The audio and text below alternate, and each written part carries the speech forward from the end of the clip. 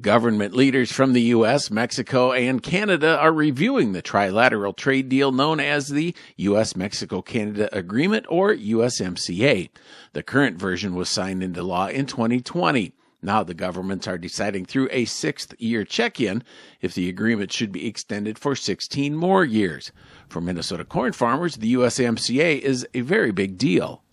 For Minnesota specifically, Minnesota corn farmers, it is a major important trade agreement, as more than 80% of our corn and corn products travel to Minnesota or from Minnesota to either Canada or Mexico. So for our export market, that's major for Minnesota producers specifically. Just how important is trade with Canada and Mexico? In 2025, the value of exports of corn, ethanol, and dried distillers grains to Canada topped $279 million. In 2024, the value exceeded $370 million. In 2025, corn, ethanol, and DDGS exports to Mexico exceeded $172 million. It was over $203 million in 2024. South Korea has been a distant third with a combined value of just over $33 million in 2025 and $41 million in 2024. Those exports have real impact on Minnesota farmers. No, it does make a big impact, especially as we look at the carryover that we've had for the past several years.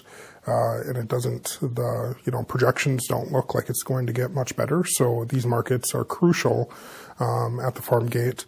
It helps provide stability for our growers and producers across Minnesota and the United States. And also it helps our rural communities. The USMCA agreement supports nearly 13 million jobs across the United States that are supported with our partners with trade to Canada and Mexico.